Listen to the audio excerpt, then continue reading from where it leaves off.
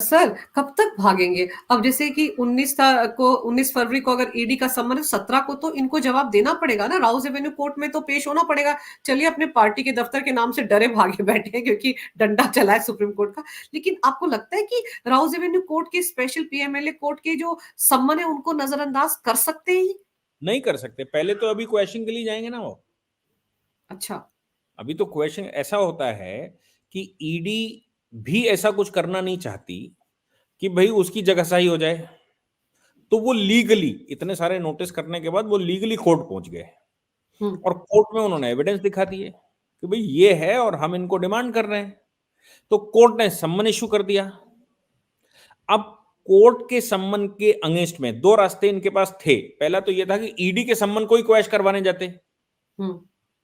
ED ने जो सम्मन किया है, अगर वो मेरे पास आए तो हम उसको हाई कोर्ट में जाकर क्वेश्चन डालेंगे और कहेंगे कि साहब ईडी से पूछ लो कि इनके पास क्या मटेरियल है, तब हमारी गिरफ्तारी की जाए। तो कोर्ट क्या करता है, अरेस्ट स्टे दे देता है और अरेस्ट स्टे देकर टाइम दे देगा और ईडी से कहेगा कि इनसे वार्ता कर लो और इनका इन्वेस्टिगेशन कर लो। इनको अरेस्ट तब तक ना किया जाए जब तक हम आदेश ना दें। तो सेफ साइड थी। हाँ, ये तो सेफ साइड थी कि ईडी के सम्मन को चैलेंज करते हुए हाई कोर्ट जाते और हाई कोर्ट से ये कहते कि साहब ईडी हमको सता रही है और ईडी नाजायज हमारे ऊपर प्रहार कर रही है, इसलिए साहब ईडी को रोका जाए। हाई कोर्ट सिंपल सोल्यूशन दे देता और ये कहता कि अभी हम इनको अरेस्ट स्टे करते हैं और अब आप सहयोग करिए जाके इन्वेस्टिगेशन में। बिल्कुल। अब ये जिसके मन में चोर है नहीं गए, वो जाएगा नहीं, क्योंकि हाई कोर्ट में और फंस जाएगा। तो वो हाई कोर्ट गए नहीं। उनको लग रहा है कि ईडी बार बार सम्मन भेजती रहेगी और ये एवं ही चलता रहेगा, तो हो सकता है 2024 में कुछ खेल हो जाए, बिल्कुल। इंडी गठबंधन कर दे या यही कुछ कर लें, तो हो सकता है बचने का कोई चांस हो तो अभी भाग लो। दूसरा तरीका अभी ये है कि राउस एवेन्यू ने जो इनको सम्मन किया सम्मन है, भेजा। उस सम्मन के अगेंस्ट में फिर क्वेश्चन जाए हाई कोर्ट में और हाई कोर्ट से कहें कि साहब कोर्ट ने भी सम्मन गलत कर दिया, तो सम्मन क्वेश हो सकता है। जनरली कोई सम्मन हाईकोर्ट क्वेश नहीं करता। जो सिंपल रूल हमारे यहां का है वो ये है कि हम कहेंगे इन्वेस्टिगेशन तो कंप्लीट होना ही चाहिए जी। हम आपको अरेस्ट नहीं होने देंगे। बस अगर आपको लगता है ईडी अरेस्ट कर लेगी तो अरेस्ट रोक देंगे और कहेंगे आप सहयोग करिए जाके।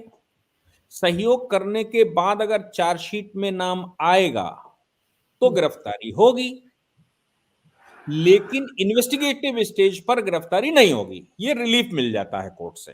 तो इसके लिए क्यों नहीं गए अरविंद केजरीवाल? उनकी तो प्रवक्ता कह रहे थे कि उनकी लीगल टीम आंकलन कर रही है, सोच विचार कर रही, तो उनकी लीगल टीम ने ये वाला स्टेप क्यों नहीं उठाया सर? नहीं, लीगल टीम स्टेप तो तब उठाए ना जब निर्दोष हो। या लीगल इनोसेंट को तो न्याय मिल सकता है, बिल्कुल। लेकिन जो दोषी है वो उसका न्याय क्या है? आपको याद है एक बार सुब्रमण्यम स्वामी साहब ने कुछ कह दिया था सोनिया गांधी के लिए, तो उनके खिलाफ बहुत सारे मुकदमे आ गए थे। वो सुप्रीम कोर्ट चले गए। सुप्रीम कोर्ट ने में उन्होंने कहा कि साहब हमारे खिलाफ जो मुकदमे आए हैं हम सुनवाई करवाना चाहते हैं, सोनिया गांधी को सम्मन कर दो, जो मैंने कहा अगर झूठ है तो मुझे जेल भेज दो। तो जैसे ही सुप्रीम कोर्ट में ये बात कही, सुप्रीम कोर्ट ने अगली तारीख लगाई और सारे केस विड्रॉ हो गए कि सोनिया गांधी को भी तो जवाब देना पड़ेगा ना उनके प्रश्नों का। बिल्कुल। तो अगर हमारे खिलाफ केस कर रहे हो, मैंने झूठ बोला है, तो उनसे पूछ लो कि मैं सही कह रहा हूं कि झूठ कह रहा हूं। तो वो उनको भी सही झूठ बताना पड़ेगा, एफिडेविट पर बताना पड़ेगा, तो फंस जाएंगी। इसलिए वो केस ही विड्रॉ हो गए थे। तो यहां पर क्या है कि कोर्ट के सामने जाने का मतलब ये होता है कि कोर्ट कहेगा भाई देखो इन्वेस्टिगेशन तो पूरा होना ही है, तो आप अगर निर्दोष हैं तो अपनी निर्दोषता के लिए बात करो, और अगर वो जो एलिगेशन लगा रहे हैं वो एलिगेशन सही नहीं है तो उसका जवाब दो। बिल्कुल। भाई मुझे बताइए, मैं आपके ऊपर कोई एलिगेशन लगाऊं और आप मुझे जवाब देने के लिए तैयार नहीं, तो मैं कैसे जस्टिफाई हो पाऊंगा या कोई कैसे जस्टिफाई हो पाएगा? तो इन्वेस्टिगेशन की तो परिणति यही होती है कि भाई हम 10 लोगों से पूछते हैं, पूछने के बाद एविडेंसेस कलेक्ट करते हैं और एविडेंसेस के आधार पर अगर किसी के खिलाफ मिल जाता है और हमें लगता है कि इसको प्रोटेक्शन मिलना चाहिए तो हम जेल में उसको प्रोटेक्शन देते हैं। और ईडी और सीबीआई भी उठाकर सीधा तो जेल में बंद नहीं कर देती, बिल्कुल। तरीका ये है कि कोर्ट के सामने प्रेजेंट करना पड़ेगा 24 घंटे हाँ, के अंदर। कोर्ट को लगेगा कि ईडी के पास या सीबीआई के पास जो एविडेंसेस हैं या जो उनके पास रिपोर्ट है उसमें जान है और इनको जेल जाना चाहिए, तो जेल भेजेंगे, नहीं वहीं वापस कर देंगे। बिल्कुल। कोर्ट के पास राइट होता है। आप हाँ, वहां जब वो आपको लेकर जाएं, अगर बाई चांस अरेस्ट कर लें, आपको लेकर जाएं, तो आप वहां प्रोटेस्ट करिए कोर्ट में। प्रोटेस्ट का मतलब हुँ, रोड पे प्रोटेस्ट नहीं, हम जो प्रोटेस्ट कहते हैं, प्रोटेस्ट एप्लीकेशन लगाई जाती है। हुँ, और प्रोटेस्ट एप्लीकेशन ये लगाई जाती है कि साहब हमको गलत तरीके से गिरफ्तार कर लिया गया, हमको छोड़ दिया जाए, और हमारे पास ये एविडेंस है, जो इन्होंने एविडेंस लगा रहे हैं ये सब गलत है। हुँ, तो कोर्ट को अगर महसूस नहीं होता कि वाकई में इनके पास केस चलाने लायक एविडेंसेस हैं, तो वहीं पर वापस कर देती है, और या फिर बेल ग्रांट कर देगी और कहेगी कि भाई इनका सहयोग करिए और आगे बढ़ाइए मामले को। जब चार्जशीट आएगी तब देखा जाएगा कि वाकई में क्या स्थिति है। पर अब सर, जब ये सर, लेकिन एक चीज़ बताइए कि जैसे जब ये सम्मन जारी किया था राउज़ एवेन्यू कोर्ट ने, तो कोर्ट ने तो बड़ी सख्त टिप्पणी की थी कि प्राइमा फेसी तो ईडी के पास जो सबूत है वो मतलब ईडी को अधिकार है उनको पूछताछ के लिए बुलाने का, सम्मन भेजने का, और कहा अरविंद केजरीवाल पिछले 5 सम्मन से लगातार ये राग अलाप रहे कि गैर कानूनी सम्मन भेज दिए, अवैध है। तो सवाल तो उनसे बार-बार यही पूछा जाता था ना कि अगर नहीं, अवैध है तो कोर्ट क्यों नहीं गए? हमें कुछ कंफ्यूजन है। आपकी जो सोर्स है, हुँ, ईडी का सम्मन और हुँ, कोर्ट का सम्मन, ये दोनों अलग अलग है। पहले ईडी सम्मन दे रहा था और बुला रहा था।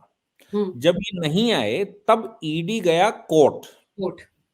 और कोर्ट से कहा कि साहब जेन्युइनली हम इन्वेस्टिगेशन करना चाहते हैं, ये सहयोग नहीं कर रहे हैं। पॉलिटिकल पार्टी है, मुख्यमंत्री है, हुँ, कॉन्स्टिट्यूशनल पोस्ट पर बैठे हुए हैं, हमारा हाथ डालना ठीक नहीं है। नहीं तो तरीका तो ये है कि ईडी के पास पावर है, वो उठा लाएगी। हुँ, एक दो सम्मन आपको गए और आप नहीं आते तो वो उठा लेंगे पुलिस से। लेकिन चूंकि कॉन्स्टिट्यूशनल पोस्ट पर बैठे हुए हैं, और इससे लॉ एंड ऑर्डर की सिचुएशन भी आ सकती है, और जो वो चाहते हैं कि ये आ जाए, आ अरविंद जाए। केजरीवाल चाहते हैं लॉ एंड ऑर्डर की सिचुएशन आ जाए, इसीलिए तो नहीं जा रहे कि बिल्कुल। लॉ एंड ऑर्डर की सिचुएशन आ जाएगी तो फिर इस समय एक वर्ग विशेष देश में उबला हुँ, बैठा है, ये ढूंढ रहा है कोई हमें मौका मिल जाए। हुँ, उसको सीए में मौका मिल गया तो उतर आया, उसको किसान आंदोलन में मौका मिल गया तो वो उतर आया। तो वो तो एक ग्रुप बैठा है, उसको मतलब नहीं अरविंद केजरीवाल जी सही हैं या गलत, हुँ, उसको तो लॉ एंड ऑर्डर खराब करना है।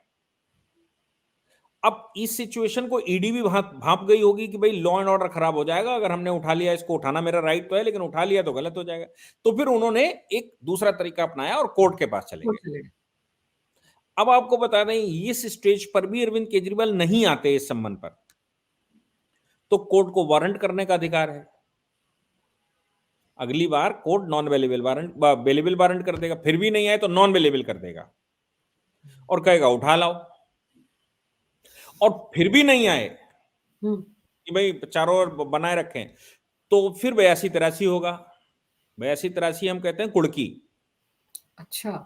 कुड़की का ऑर्डर होगा कि भाई आप अदालत में फला फला तारीख को हाजिर होइए, नहीं तो आपकी कुड़की करवाई जाती है, आपके एसेट्स पर हमला किया हुँ, जाएगा, मतलब कुड़की हुँ, करवा के वो सब जमा कर लिया जाएगा।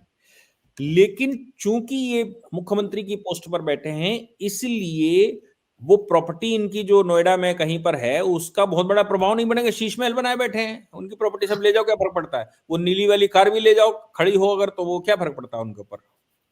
भाई वो तो शीश महल बनाए बैठे हैं, हुँ, बढ़िया बढ़िया रिमोट से चलाते हैं। तो ऐसी सिचुएशन में जब जब मामला आगे बढ़ेगा, तो हाई कोर्ट को यह कहना पड़ेगा एलजी को फाइनली हुँ, कि साहब इनको इनको हाजिर करवाइए।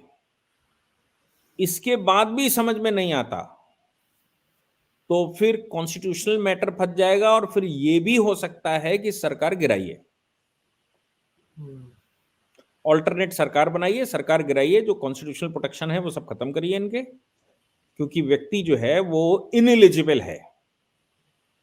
हम सब जानते हैं कि आपके पास सपोर्ट है, लेकिन इसका मतलब ये नहीं है कि आप एलिजिबल हैं। आपको याद है जयललिता, हुँ, जयललिता मुख्यमंत्री थी, सपोर्ट था, सुप्रीम कोर्ट में मामला आया, सुप्रीम कोर्ट में उनके एडवोकेट जनरल ने कहा we having the support, that is why she is a chief minister. Supreme court ने कहा constitution does not define the support, constitution sees the legality. हुँ, कॉन्स्टिट्यूशन ये सपोर्ट वपोर्ट नहीं देखता, कॉन्स्टिट्यूशन तो लीगलिटी देखता है। एंड यहां पर जो सरकार चलती है, there is the rule of law and rule of law through constitution.